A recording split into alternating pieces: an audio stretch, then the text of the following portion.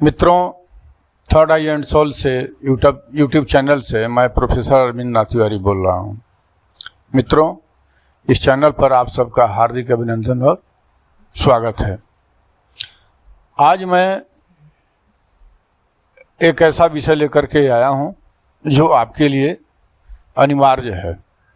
आप साधक हैं या साधना में आप इंटरेस्ट रखते हैं जानने के लिए, करने के लिए, तो आपके लिए मेरे दृष्टिकोण से मैं जो टॉपिक लाया हूं वो बहुत ही ज़रूरी है। टॉपिक यह है कि साधना के दौरान या साधना के बाद आप नकारात्मक चीज़ से कैसे बचिएगा। आप साधना करने जा रहे हैं तो पहले साधना करने के बैठते ही आपकी सुरक्षा जरूरी हो जाती है। आप साधक हैं तब। अगर कोई सामान्य व्यक्ति हैं, पूजा पाठ कर रहे हैं, थोड़ा मोड़ा पूजा किए 2 मिनट, 4 मिनट, 5 मिनट, 10 मिनट के लिए तो कोई बात नहीं है। लेकिन जब आप साधक बन गए हैं और आप अपने शरीर को साध रहे हैं, तब फिर आपके लिए नकारात्मक तत्व आप पर हावी नहीं हो, आप पर आक्रमण नहीं करें। उन सब से बचने के लिए मैं जो टॉपिक लाया हूँ वो बहुत ज़रूरी है। मैं जो बतलाने जा रहा हूँ तो मैं निवेदन के साथ ये कहना चाह रहा हूँ कि बताए हुए मेरे बात अगर आपको सत्य लगे, यथार्थ लगे, तो चैनल को लाइक और सब्सक्राइब और कमेंट करना नहीं भूलिएगा। बेल आइकन को भी आप हाईलाइट कर लेंगे कि आप तक वीडियो फिर नेक्स्ट अगर दूँ तो मिल सके। मित्रों, जब भी आप साधना के दौरान आसन पर बैठते हैं तो आपका आसन पहले तो स्वच्छ होना चाहिए, वह धुला हुआ होना चाहिए, गंदा नहीं होना चाहिए। आसन पर ज़्यादा दिन हो गया बैठते हुए, गंदा वगैरह है, तो पहला शर्त यह है कि आसन को साफ रखें, उसको स्वच्छ रखें। बीच बीच में धोएं, यह लगे कि गंदा हो गया है तो उसको धोएं। और जब भी आप उस आसन पर बैठ रहे हैं तो आसन को जरूर प्रणाम कीजिए, क्योंकि उस आसन का महत्व काफ़ी बढ़ जाता है। इसलिए कि धरती माता से वो कनेक्टेड हो जाता है और आपके शरीर में साधना के दौरान जो भी ऊर्जा प्राप्त आपके शरीर को होती है, वह उस शरीर के ऊर्जा को रखने की जिम्मेदारी उस आसन की बन जाती है।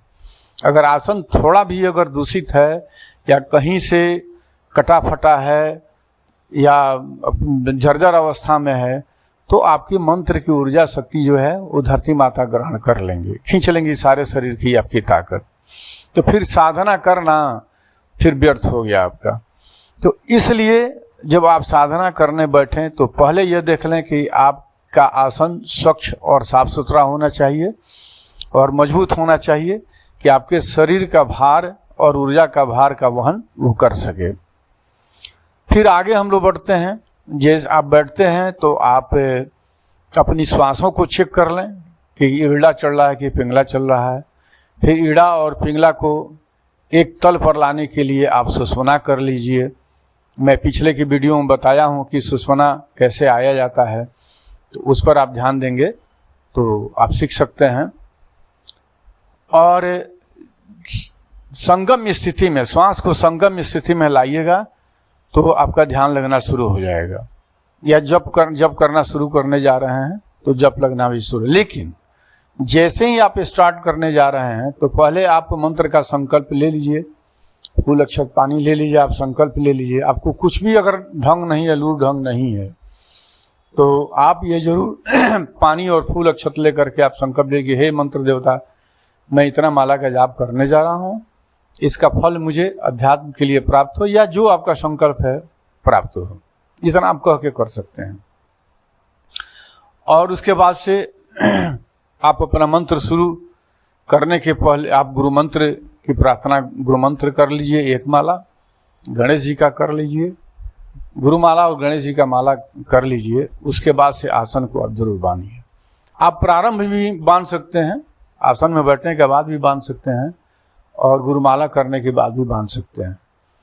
तो एक भगवान शिव का मंत्र है, ओम अपसर्पन्तु ये भूता ते भूता भूमि संस्था ये भूता विघ्न कर्ता रस न शांति शिवाज्ञा अक्रमांतो भूतानि पिशाचतो सर्वतो दिशम सर्वेशाम विरोधेन पूजा कर्म समारोह। यह आसन घेरने का मंत्र है। एक हनुमान जी का और भी मंत्र है, 2-3 मंत्र है, मैं डिस्क्रिप्शन में आपको दे दूंगा और आप डिस्क्रिप्शन से वहाँ से मंत्र ले सकते हैं और उसे आप धारण कर सकते हैं कि जब भी आप बैठते हैं तो आप अपने आसन को बांध करके, और ये मंत्र तब बोला जाएगा कि हाथ में आप पानी ले लीजिए और पानी लेने के बाद आप चारों तरफ उसे छिड़क दीजिए।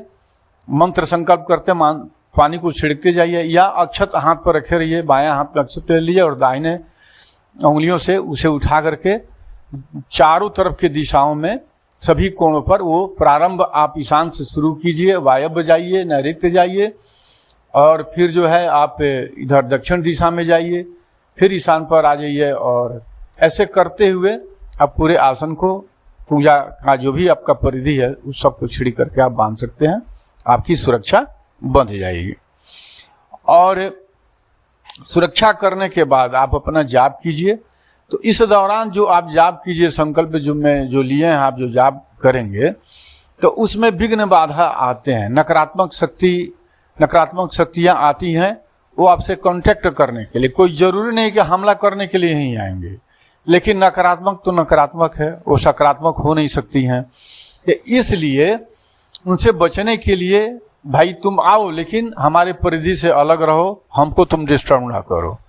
तो वो बहुत सारी नकारात्मक शक्तियाँ इसलिए आती हैं कि ये साधक है और इसके पास जाएंगे तो मेरा उद्धार हो जाएगा, मेरे जन्म का जो मैं इस जन्म में भटक रहा हूँ, भूत योनि में भटक रहा हूँ, तो मेरा ये आदमी उद्धार कर देगा। तो इसलिए वो संपर्क करना चाहती हैं।